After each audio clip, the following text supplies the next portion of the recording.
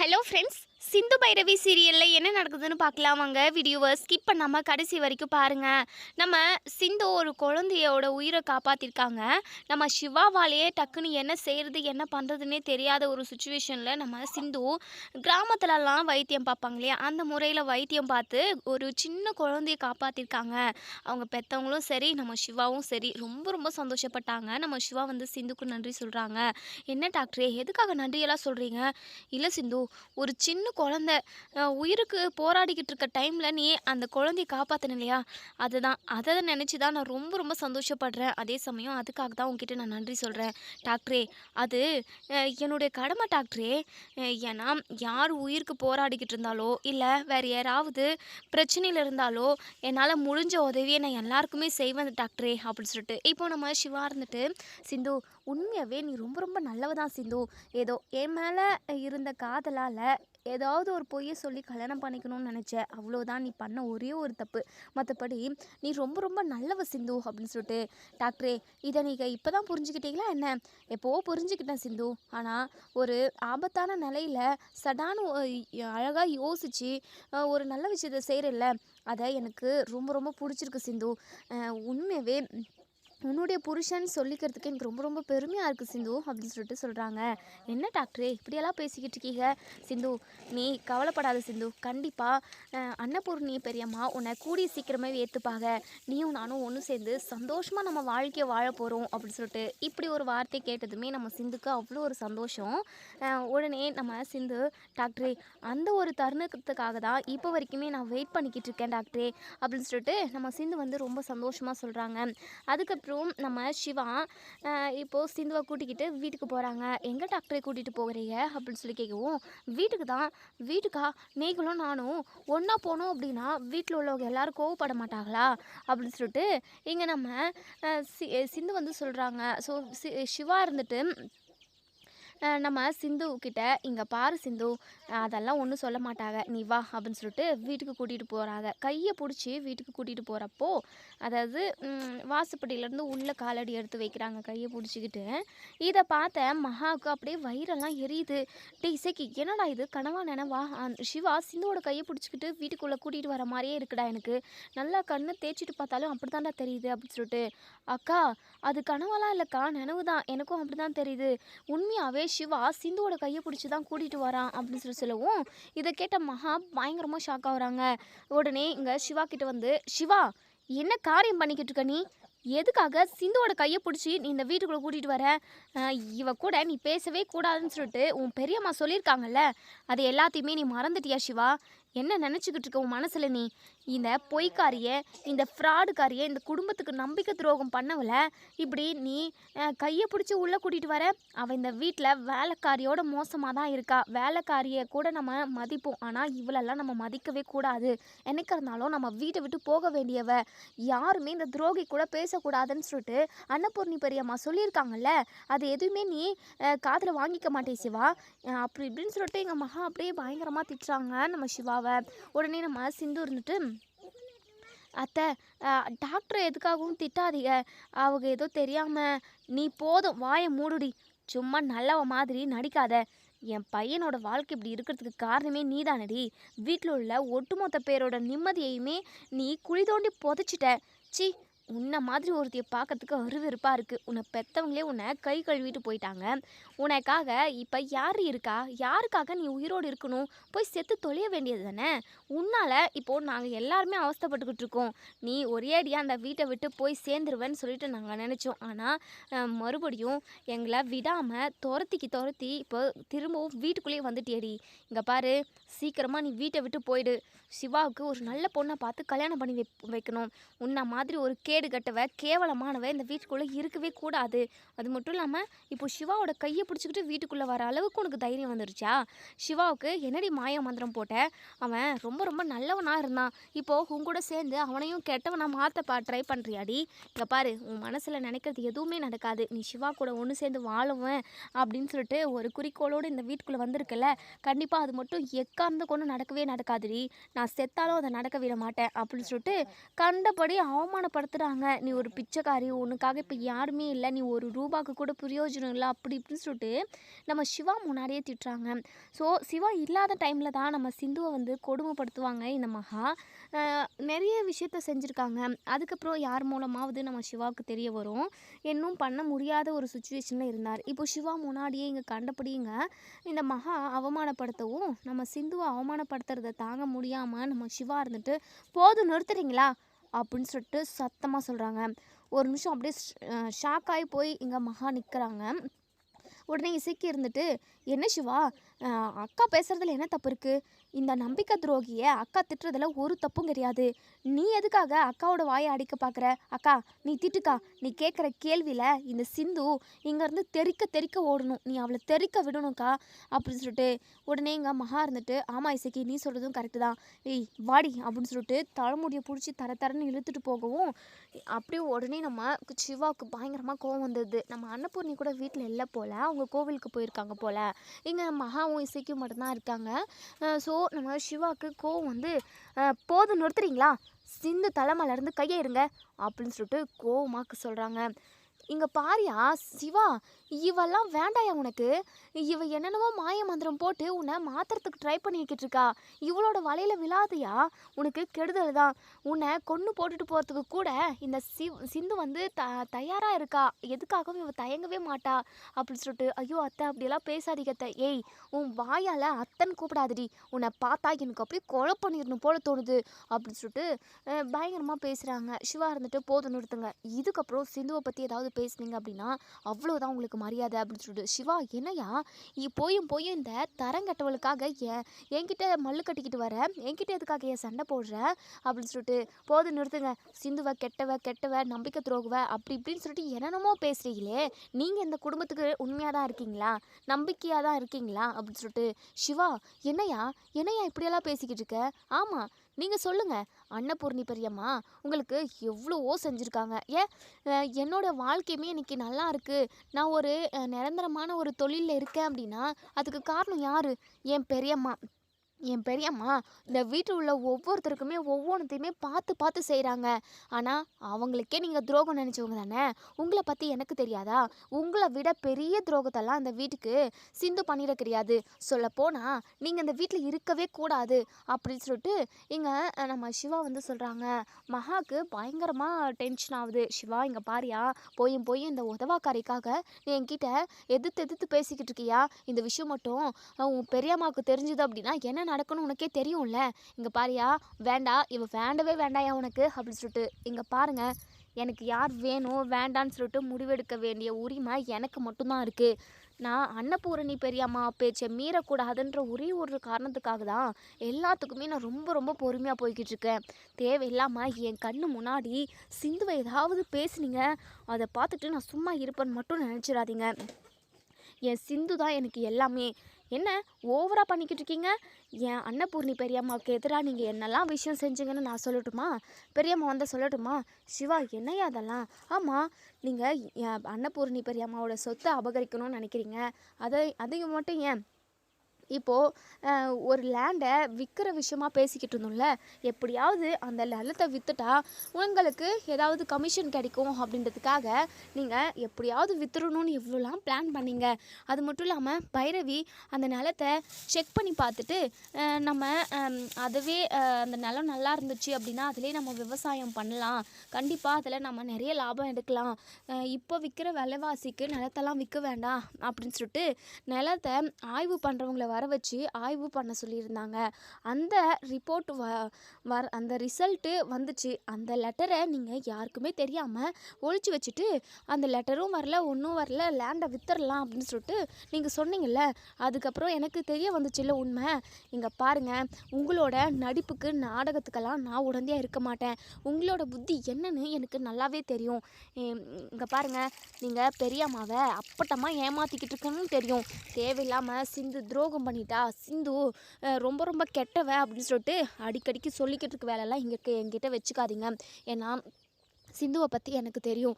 அவள் ஒரே ஒரு பொய் சொல்லி என்னை கல்யாணம் பண்ணிக்கிட்டா. அதை தவிர அவள் எந்த தப்புமே பண்ணல. அதனால் எல்லாருக்கும் பிரச்சனை வந்திருக்கலாம். ஆனால் எல்லாருக்கும் பிரச்சனை வரணுன்ற ஒரு நோக்கத்தில் அவள் எந்த ஒரு தப்பையுமே பண்ணவே கிடையாது.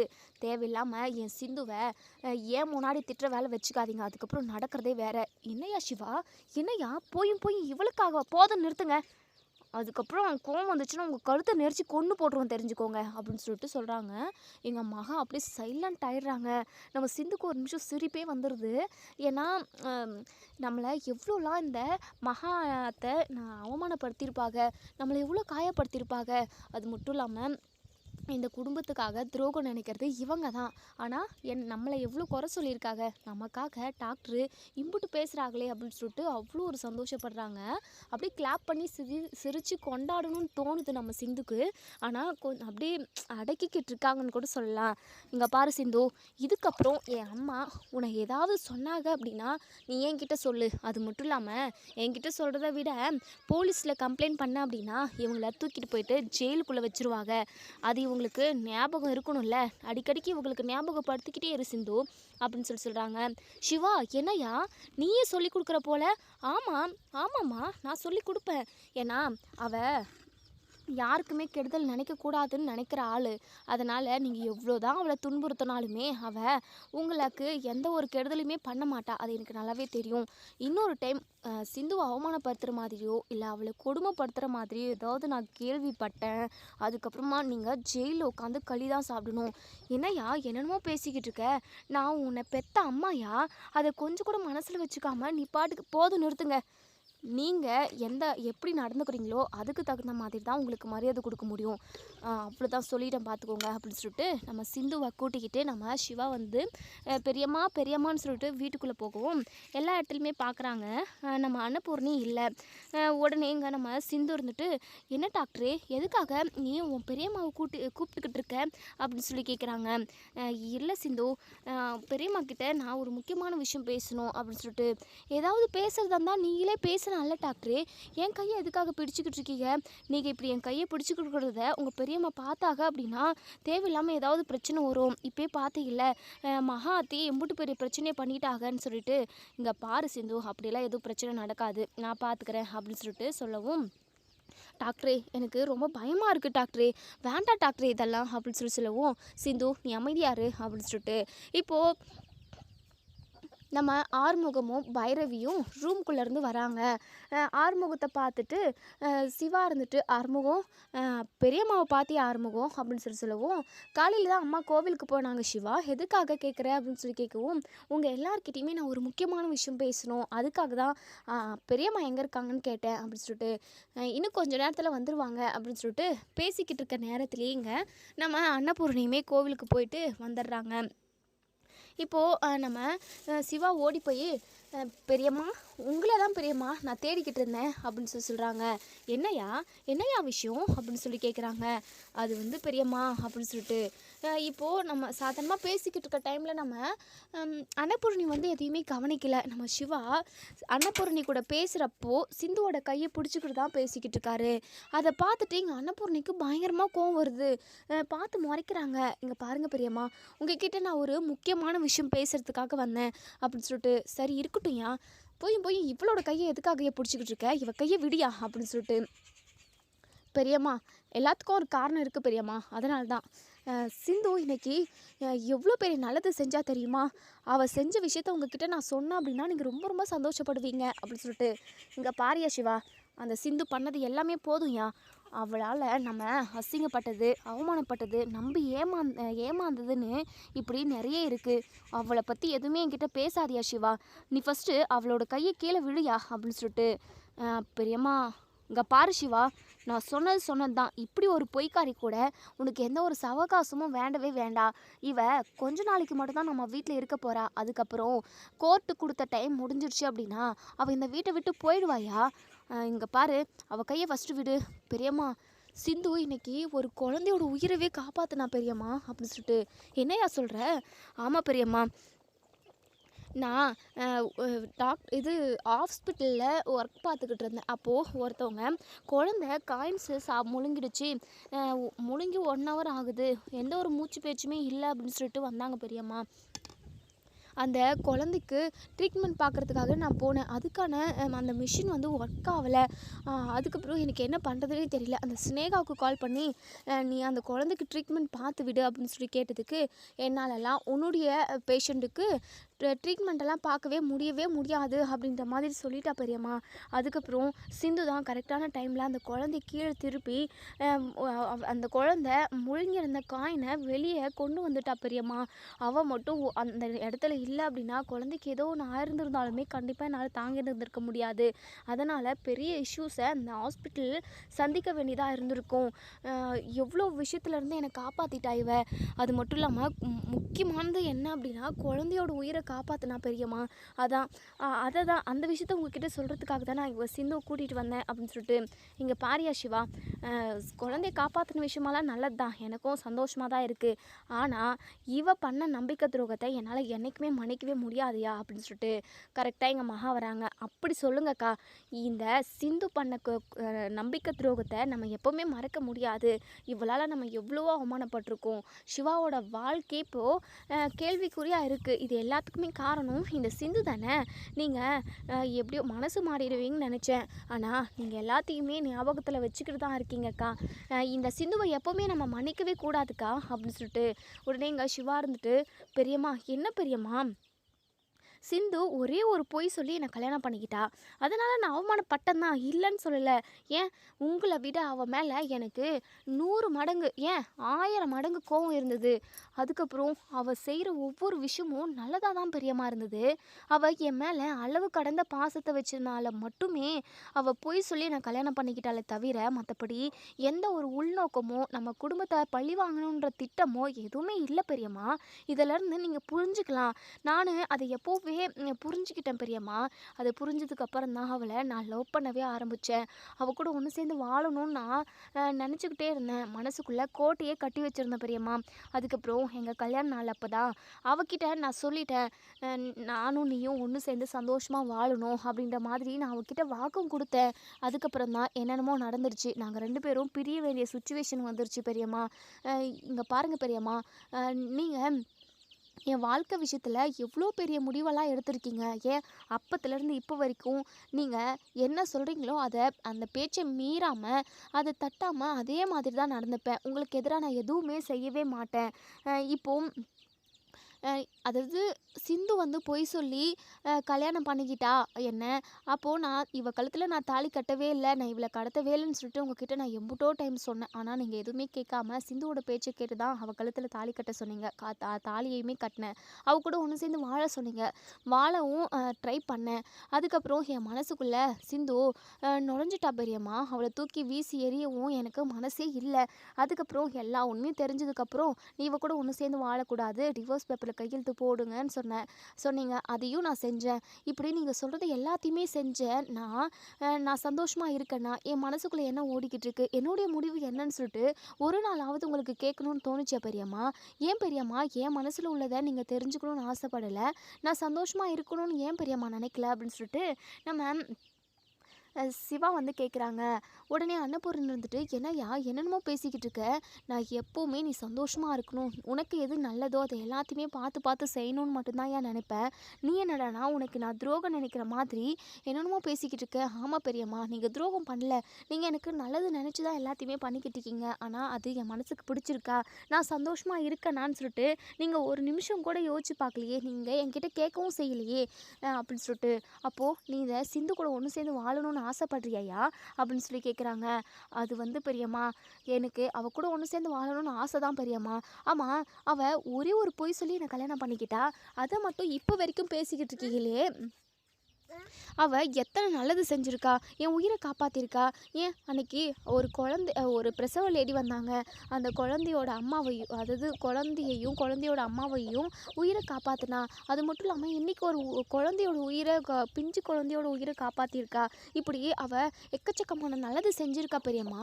ஒரே ஒரு தப்பு செஞ்சதை மட்டும் நீங்கள் சுட்டி சுட்டி காட்டுறீங்களே, இத்தனை நல்லது செஞ்சுருக்கால, அதை பற்றி நீங்கள் யோசிக்க வேண்டாமா? இவளால் நமக்கு எந்த ஒரு பிரச்சனையுமே வந்ததில்லை பெரியம்மா. நம்ம குடும்பத்துக்காக நல்லது மட்டும்தான் நினச்சிருக்கா. ஏன் பெரியம்மா அவளை நம்ம மன்னிச்சு ஏற்றுக்கக்கூடாது?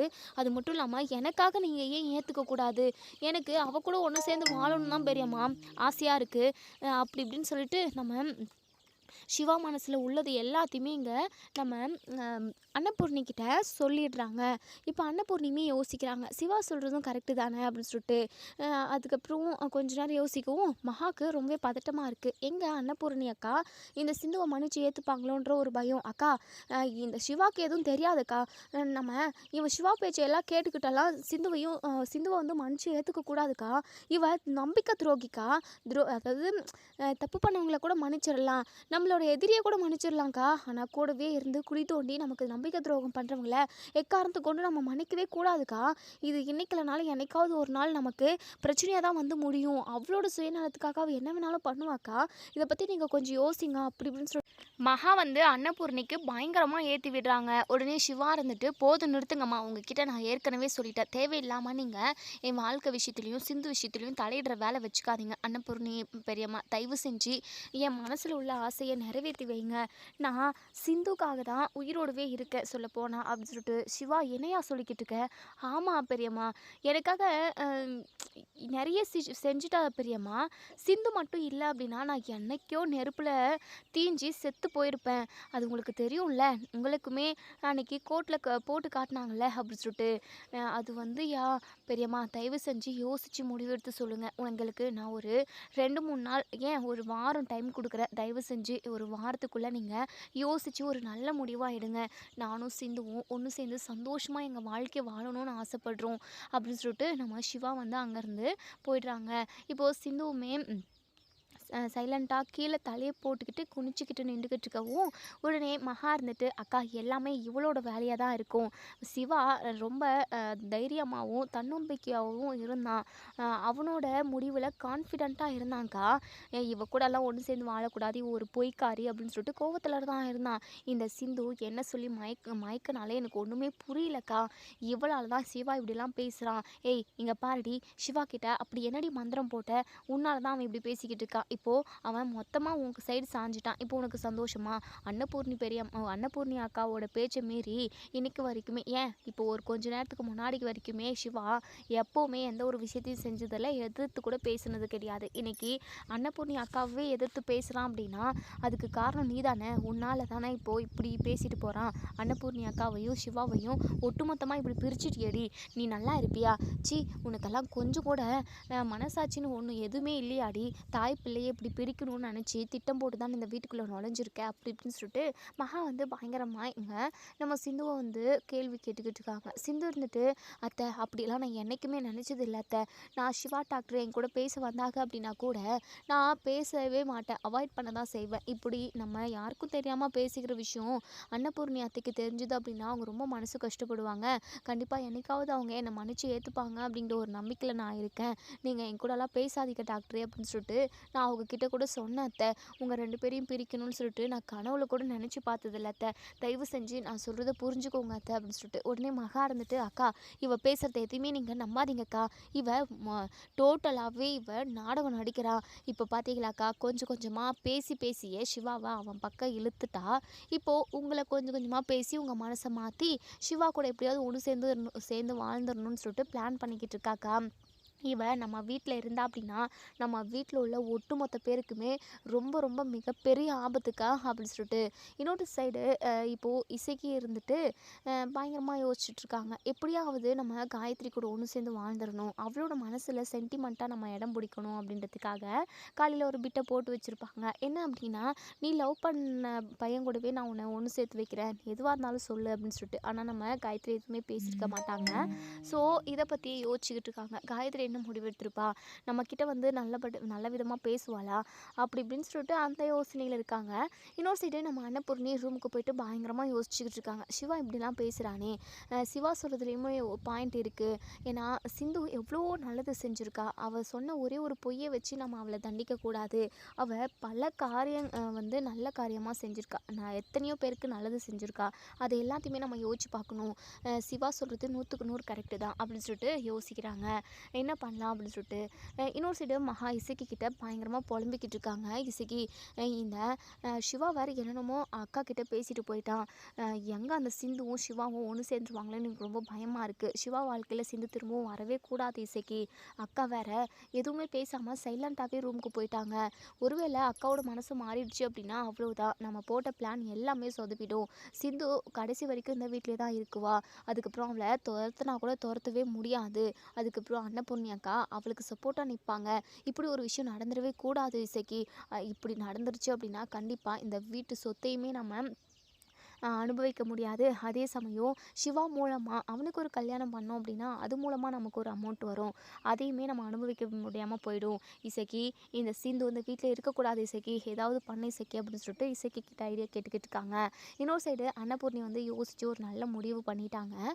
இப்போ சிவா கிட்ட வந்து, சிவா நீ சொன்னது எல்லாத்தையுமே நான் யோசித்து பார்த்தேயா, நீ சொல்கிறது கரெக்டாக தான் இருக்குது. சிந்து ஒரே ஒரு இடத்துல மட்டும் தான் போய் சொல்லியிருக்காளே தவிர மற்றபடி எல்லா இடத்துலையுமே அவள் நல்லவளாக தான் இருந்திருக்கா. என்ன ஒன்று, நான் அவன் மேலே எம்பிட்டு பாசத்தையும் நம்பிக்கையும் கொட்டிட்டேன் தெரியுமா. கடைசியில் இவள் இப்படி பண்ணிட்டாலே, இவள் பொய் சொல்லி தான் சிவாவை கல்யாணம் பண்ணியிருக்கான்ற விஷயம் தெரிய வந்ததும் எனக்கு அவளை என்னால் மன்னிச்சு ஏற்றுக்கவே முடியல சிவா. அதனால தான் அந்த கோவத்தில் நான் அந்த கோவத்தை எல்லாத்தையுமே வெளிக்காட்டிட்டேன். நீ சொல்கிறதுமே யோசிச்சு பார்த்தா கொஞ்சம் நியாயமாக தான் படுது. சிந்து எத்தனையோ இடத்துல உனக்கு நல்லது தான் செஞ்சுருக்கா. நம்ம குடும்பத்துக்குமே நல்லது தான் செஞ்சுருக்கா. அதை நினச்சி பார்க்குறது அப்போது நீ சொல்கிறது கரெக்டுன்னு தோணுது சிவா. நீ ஆசைப்பட்ட மாதிரி, நீ சந்தோஷப்படுற மாதிரி சிந்து கூட ஒன்று சேர்ந்து சந்தோஷமாக வாழலாம் அப்படின்னு சொல்லிட்டு நம்ம அன்னபூர்ணி வந்து ஒரு முடிவு, தெளிவான ஒரு முடிவு எடுத்துடுறாங்க. சிவா கிட்டேயுமே இந்த விஷயத்த சொல்லிடுறாங்க. சிவாவுக்கு அவ்வளோ ஒரு சந்தோஷம். பெரியம்மா ரொம்ப நன்றி பெரியம்மா, நீங்கள் இப்படி ஒரு முடிவு அதாவது இப்படி யோசித்து ஒரு நல்ல முடிவாக சொல்வீங்கன்னு சொல்லிட்டு நான் கொஞ்சம் கூட எதிர்பார்க்கல. நீங்கள் கண்டிப்பாக சிந்துவை மன்னிச்சு ஏற்றுக்க மாட்டீங்க, அவன் மேலே கோவமாக தான் இருக்கீங்கன்னு எனக்கு நல்லாவே தெரியும். ஆனால் எனக்காக நீங்கள் இவ்வளோ இறங்கி வந்து நீங்கள் சிந்துவை மன்னிச்சு ஏற்றுக்கிட்டீங்க, இது ஒன்று போதும் பெரியம்மா எனக்கு அப்படின்னு சொல்லிட்டு ரொம்ப ரொம்ப சந்தோஷப்படுறாங்க. இதோட